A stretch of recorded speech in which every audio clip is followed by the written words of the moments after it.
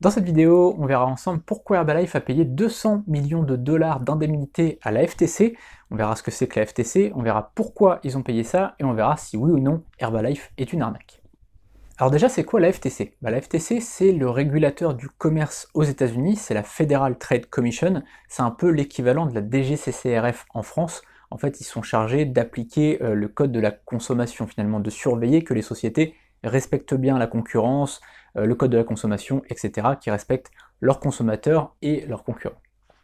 Et en fait, la FTC reprochait à Herbalife certaines pratiques de vente pyramidale, c'est-à-dire qu'il y avait dans son ensemble une pratique de vente normale de société à client, de membres de la société à client, donc ça tout va bien, mais à côté de ça, il y avait certaines pratiques que la FTC n'aimait pas, notamment le fait que quand on recrutait quelqu'un, on touchait une commission sur le pack de bienvenue, c'est-à-dire que sur le pack de démarrage, les membres touchaient une commission. Donc moi, quand j'étais distributeur chez Herbalife, parce que j'ai été distributeur chez Herbalife en 2008, je ne touchais pas de commission sur les packs de démarrage, mais à une époque, ça a été le cas, et donc c'est ça que la FTC a reproché à Herbalife, et c'est pour ça qu'ils ont été condamnés à 200 millions d'amende.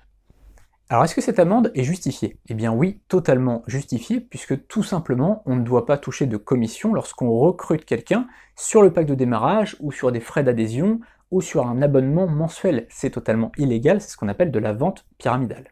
Mais du coup, est-ce que ça fait que Herbalife est une arnaque? Parce que j'ai vu sur des forums, dans des articles, dans des journaux, que du coup Herbalife avait été condamné, c'est une arnaque. Bah non, en fait, ça n'a rien à voir. C'est-à-dire que c'est pas parce qu'on est condamné à quelque chose qu'on est forcément un escroc. Exemple, l'autre jour, j'étais sur l'autoroute et j'ai dépassé un petit peu la limitation de vitesse. Au lieu de 130, j'étais à peut-être 140. Bon, c'est pas très bien. J'ai été flashé, j'ai payé mon amende, et c'est tout. Voilà, ça fait pas de moi un chauffard, ça fait pas de moi un danger public, ça fait pas de moi un criminel ou je ne sais quoi. C'est juste qu'à un instant T, j'ai pas fait attention, j'ai dépassé la limitation de vitesse, et j'ai été condamné, entre guillemets, à une amende. Et c'est tout. Voilà, c'est pas grave. C'est évidemment c'est bête de dépasser comme ça, de pas respecter le code de la route. Je fais très attention, c'était la première fois que ça m'arrivait. Pas la première fois, mais en tout cas c'était la première fois que je perdais des points. Mais dans tous les cas, je veux dire, c'est pas grave dans le sens où j'ai payé mon amende et puis je fais attention dans 99% des cas, ou 99,9% des cas. Et c'est pas parce qu'à un moment donné vous faites quelque chose où vous n'êtes pas dans vos droits, que vous êtes forcément sur toute la ligne un escroc, ou un délinquant, ou un criminel. Là c'est pareil pour Herbalife. Éventuellement, on peut dire qu'à un moment, sur une période, ils ont été très très borderline, et puis après, voilà, ils ont fait en sorte de modifier leur règlement, de modifier toutes les choses. D'ailleurs, il y a un article de Capital qui explique ça très très bien, qui explique qu'en fait, du coup, Herbalife a revu complètement leur taux de commission, etc., enfin leur façon de commissionner les gens, et qui donc totalement retiré cette commission sur le pack de démarrage. Donc vous voyez, des fois on fait des erreurs, mais parfois il faut aussi derrière excuser quand quelqu'un fait une erreur et qu'il se rattrape derrière, qu'il paye une amende, et surtout qu'il tient les leçons finalement de l'expérience. Voilà, c'est tout pour cette vidéo, n'hésitez pas à vous abonner à la chaîne YouTube juste en dessous et à cliquer sur la cloche pour ne pas manquer les prochaines vidéos.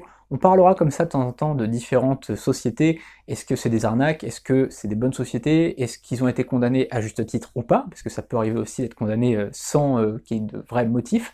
Là en l'occurrence, vous avez vu que c'était une société dans laquelle j'étais très attaché, puisque j'ai commencé en 2008, j'ai découvert le MLM en 2008 chez Herbalife, et pour autant, voilà, je suis objectif et je dis qu'ils ont mérité cette amende, comme j'ai mérité mon amende quand j'étais sur l'autoroute et que j'ai été flashé.